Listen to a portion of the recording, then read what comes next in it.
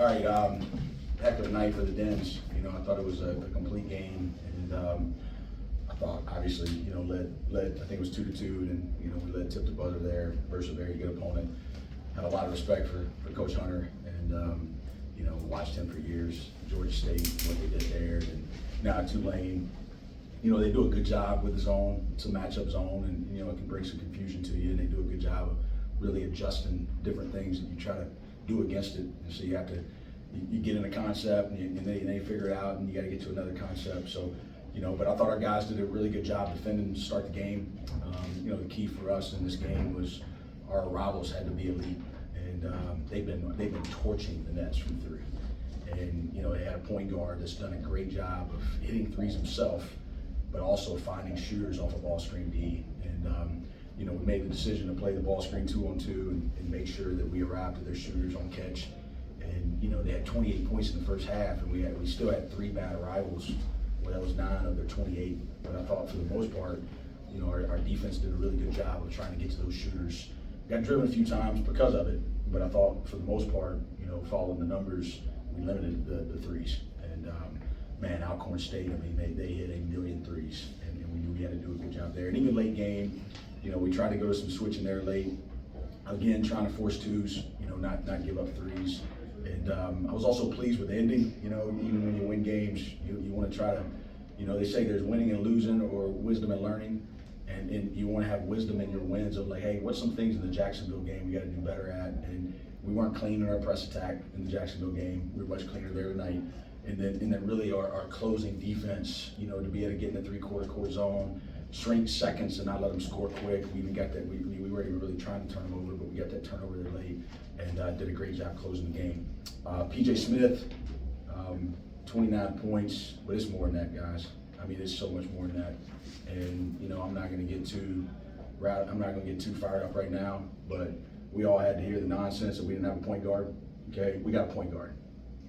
Okay, we got a damn good point guard, and everybody saw it tonight, and everybody's been seeing it. And the kid's the toughest dude on the court, and he goes out there and he competes on both ends, and he does every single thing he can to win. And he's not only a point guard, he's going to be an all-league point guard, and he's going to play this game for a while.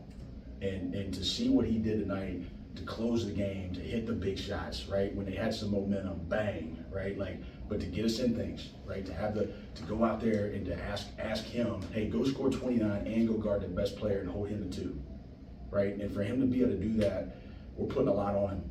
But he just goes out there, you know, he's got his finger taped up, he's got a screw in his finger, and he just goes out there and he's a warrior. And got his 1,000-point tonight, and man, he's a den. I mean, he is everything we're about, he's about. And I'm so fortunate that he's leading this team because he's just, people are playing off of him, right? Like his it's a little bit Alex Hunter-like, you know what I mean? Like his presence, it permeates. And you know, I think he's been big for us. Nick with the big 3, you know, obviously to start the game out, but then he hit the huge one on Cali too. We were sputtering there for a little bit. And then Davis Molnar, right? That's the other one I want to obviously mention. You know, his team just continues to sacrifice for one another. And for Garrett to be willing to come out of the game because Davis was rebounding the ball, and for him to go do that and to accept doing that, that's just what this team's been about, and that's why they're 4-0 right now. I want to ask you about 2 plays, sort of. First one, PJ Smith, you kind of thought it was going to be PJ Smith's night when he guarded heavily near the paint and he got that shot fall. I thought you cracked a bit of a smile, just because it was kind of like, how'd that go in? But you probably wasn't by design, but he got it to fall. And then in the second half, he hits a 3, go down the other end. Davis Molnar makes a great deflection from behind. PJ hits the deck for the loose ball, draws a foul. I thought that kind of like, you know, still a lot to play, but that was a little early nail in the coffin, I thought. Yeah, I mean, I think, as I said the other night, the game honors toughness. Always has, always will, you know. And he has a toughness about him where, you know, if I had an expression, it was probably, I thought we had a couple possessions tonight that were kind of empty, but then we scored. And, you know, it was, you know, when we during the hurricane, when we had to go practice at Clemson, Brad and I were talking one night after practice, and he was like, man, you know what, like, your team has the ability to have bad possessions, and then you shoot it so well, bang, 3 on the board, right? Whereas you can run, we ran that nice little step up there with the baseline pin, and we had PJ wide up in the corner, he misses it, that's 0 points. But this team has the ability, they'll sputter around or move it, maybe we won't get any, and then all of a sudden, wow, right? Like we'll hit a 3. In that case, we hit a 2 right there, but that was one of those plays. He just kind of stayed with it, stayed on 2, didn't get knocked off his balance, stepped through, and he got it to go. But then the plays late, I thought we had that stretch was critical. I thought they had the momentum there. We 6-balled them. We had a 3. We got a stop. We had a 3. They called the timeout. I thought that was a critical stretch. But this team just keeps ringing the bell. It's really impressive to see. And I think it's just because as corny as it may sound, I think it's just because how much they care about one another. It's success. Usually people think you avoid success because of obstacles. Most of the time you miss success because you're chasing a lesser goal, right? And that's all over sports right now, right? We're chasing less. Like the mission isn't what the mission's always been, right? You have a lot of teams. You got very few. You have a lot of people wearing the same jersey. Very few teams. And I think this team is just right now. And hey, look, we'll take a loss at some point, and then we're going to have to respond. But so far, what this group's doing, because of how much they care about one another, you can see the mission's clear. Like, hey, what do we got to go do to win a game?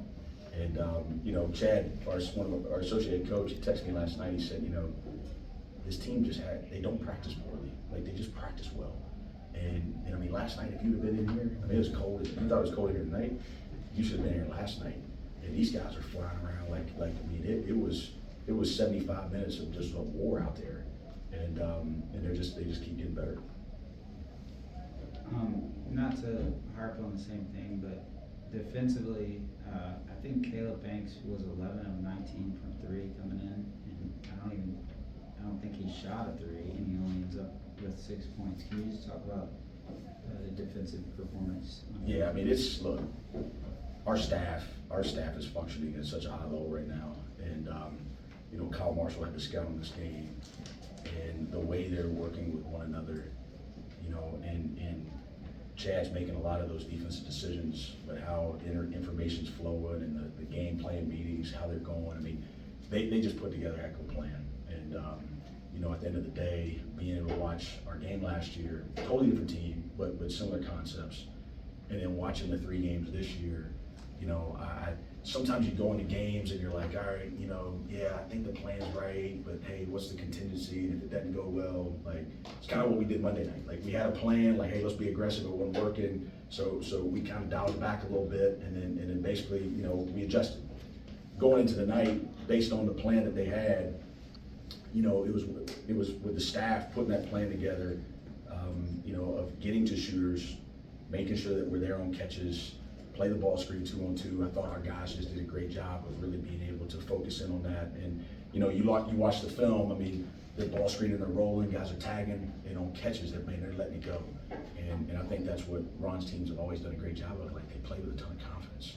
And so even last year at their place, you're watching that game, and I mean we're there. They're just kind of looking at us, shooting it, and they play like that. And so we wanted to be able to arrive correctly, and take away shot on catch, and then pop back and guard the ball and make sure we had a gap, around it. And I thought for the most part our guys did a good job of that. Coach, so far it seems like the season going into tonight, you really shot the lights out. Simulator game, I might be wrong on one of those, but you shoot 37.9% tonight, and you find a way to beat Tulane by 8. And I was looking, you make 22 shots, but you get 19 assists, and nobody had more than 3. So that kind of speaks to the movement was still there, even though you had an off shooting night for this team. So based on what we've seen so far, you still find a way to beat it to lane. So that's got to be a good feeling. I'll tell you what, Scott. If 13 for 36 is off, we're gonna win a lot of games. I mean, that's just the reality of it. That's on the high side of the numbers. You got anything over 34. Last year was our first team not to shoot 34.1% from 3 as a team. And I think it's one of those things where if you can go 36, then you do the math, right? Like the PPP on that's going to be high enough to where it's like a halftime. Like a halftime, we're 7 for 21, okay, 33.3. All right, we're right there at the waterline. Problem is we're 4 for 10 from 2. Like, hey, we got to be tough around the basket. But like in terms of the volume, look, this team's going to shoot a lot of threes, and fortunately, guess with the way the Celtics are playing, I don't have to justify how many we're letting go, you know, because I think people are seeing that, like, yeah, like, let it fly, right? Like, can you go over a certain points per possession on that three? Then, like, yeah, like, you know how you die by the three? You die by the three by shooting left under that.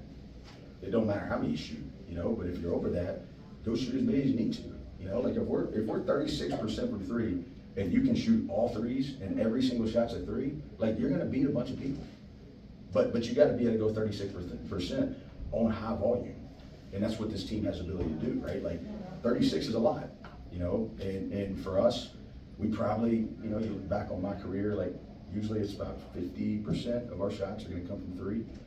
But we gotta make a percentage, and that comes on the quality of it, right? Like going back to our off-season study from last year, you know, hey, listen, it wasn't all bad. We won 17 games, but there was a clear difference in our wins and our losses. 17 wins, 19 assists, 36% from three. Okay, 16 losses, 13 assists, 29% from three. Okay, now you could argue chicken or egg on it, but the reason we're 36% is because that ball's moving, right? The ball's not sticking.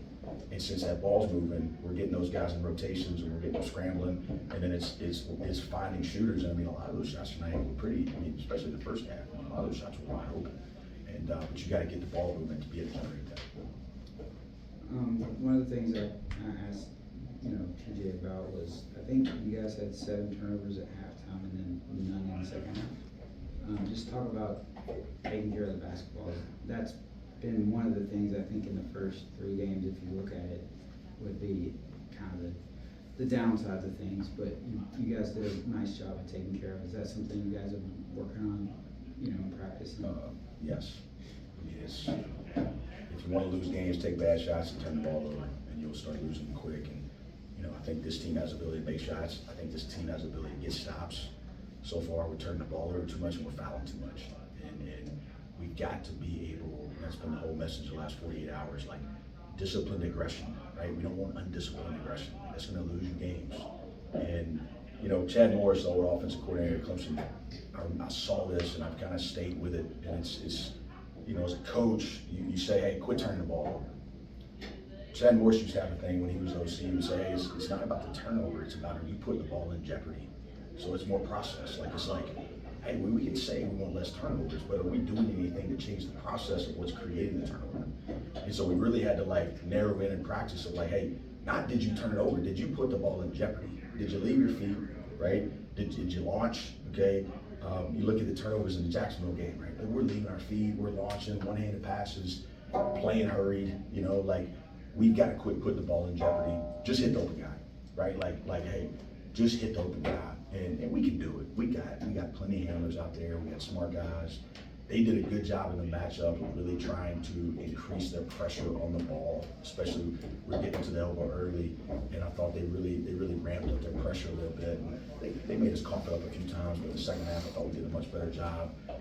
You know, my fault. I had a couple long sets on in the first half, and I thought I had to kind of get them into some quicker entries, you know, in the second half, and I thought that helped, you know, keeping the ball out of jeopardy a little bit. Final question I just wanted to ask you about, you know, Davis had a tough deal against these guys last year. I know it's totally different teams, but, you know, Davis had that tough deal at the end last year out there. Should never came to that, but for him to play like he did tonight, you know, against the same team, it's probably gonna be a good feeling for all involved. Yeah, you know, we didn't even talk about it. I think I made one little joke about it yesterday in film. You know, that was a hard night for all of us. You know, that was, I mean, none of them will ever hurt as bad as the buzzer beater, but that's probably number 2, you know what I mean? And, you know, I think when you go back and watch the game unemotionally this week, we lost that game because of turnovers. I mean, it was crazy now. I mean, we threw that ball everywhere. And, you know, Davis, you can talk about the foul, but what was neat about the game was in re-watching it, we're not in that position for him to foul if it's not for Davis. Because he got the offensive rebound, right? He made some big plays defensively and offensively in that game. And, you know, you don't go back and say, well, we get the and-one and we're up 2, but we get straight line driven and they shoot a layup, right? You don't talk about that play. You talk about, you know, oh, we fouled a 3-point shooter and you know, it's one of those things, you just gotta move on, you know, like, you just gotta have and I'll say this about Davis. We've had, you know, the off season, it was a culture reboot, you know, and that's what we kept calling it. Like, hey, it's not like we're not that far off. We gotta reboot this thing. Like, we gotta get our culture back. And he's been as much a part of that as anybody in our program. And the other night, we had him slotted to play more minutes. And because of Chuck playing well and Tyrese playing well, his minutes dropped. And man, you didn't see a change in his expression. He wasn't pouting. That guy was fired up that we won that game. He didn't practice any different the last couple of days. And you know what? Tonight was his night. You know, and I couldn't be more proud of how, you know, he hasn't allowed himself to kind of get in, you know, oh man, what was me? I wish I was, like, he's just kind of stayed like ingrained in the team and getting better and working hard. And he's practiced well. I mean, he's practiced well, he's played well. And, you know, we thought he needed to have a good night tonight because he did some stuff last year, like burst the zone, you know, of being able to make some decisions and be able to handle it. And, you know, he just finds the ball. And, you know, he's somebody that's going to continue to help us. And I got to figure it out with minutes. You know, fortunately, most games, we haven't had a full deck yet. But eventually, you know, we're going to have a full deck. And, you know, it's going to come down to whose night is it. And some guys are going to play consistent minutes, and then some guys are going to be based on the matchup. And, you know, we've got to keep having no egos. And we got to keep the mission the mission. As long as we do that, you know, this team's going to continue to have some fun. Final question I had is, just talk about the opportunity coming up to take, you know, your brand into a different part of Greenville and what that does for recruiting. I know you just signed up 5 guys that are, you know, really talented. Just talk about that and how, you know, one of the unique byproducts of having Timmons fixed or $40 million upgrade is being able to do what you're going to do this next game. Yeah, I mean, it's, you know, we knew this transition was going to take place, and you know, after the buzzer beater, you know, the line that we used with our program was stepping stone or stumbling block, and you know, I started hearing kind of the grumbling a little bit of, well, where are we going to practice? Where are we going to play? Where we got to do this? When are we going to shoot? And we got the language became at that point like, hey, this is opportunity, not obstacle. Like, it's going to be really critical which one of these two, how we operate this, right? This has got to be an opportunity, okay? First of all, they're putting $40 million in our arena, okay? And it was neat, you know, we were talking about it the other night, and one of the players told me, I think it was Ben, that was like, you know, Coach, it just hasn't been that bad. Like, it's gone by quicker than we thought. It hasn't been that bad. And that's a credit to the staff. That's a credit to our administration and Jason and everybody, and also Red Lister, okay? Like, you talk about it behind the scenes, rock star right now, that's getting a lot of stuff done. I mean, getting all that stuff and all the logistics handled, you know, to come down here last night, practice, you know, today, like, we have film in Timmons, we walk over to football, we do walk through upstairs in the suite, and we eat at football, and then we come over here and we tape, and then we drive the bus down here. Hey man, go play ball, you know? And I think the opportunity is to increase the fan base, right? To expose our program to downtown Greenville, and then all of a sudden they say, you know what, like, this is worth going to campus to watch games next year. And, you know, now we get to play the well. There were some dates that, you know, didn't, you know, match up. And William Brown's a dear friend. He's also, you know, he bleeds purple, huge Furman guy, and he started Legacy Charter. And, you know, I just told him, I said, hey, let's play a game in here. I love that gym. I actually, you know, Hoosier feel a little bit. Like, when I go over there to recruit, I always love going over there. And he's like, let's do it. And so we've been doing, you know, our players go over there every week. You know, we do a reading program, you know, at Legacy, and this is an opportunity for us to go into the community and to play a game on their court. And, you know, again, just trying to get into different parts of Greenville. And so I encourage you, it's going to be fun. You know, it's going to be a unique experience. We're going to practice there on Sunday and, you know, go out there and continue to try to find ways to win a game. But yeah, it's anytime we can connect what we do with an opportunity for outreach and to impact the community, I think it's really important for our guys to experience that. And this should be a neat little opportunity on Wednesday night. That's good.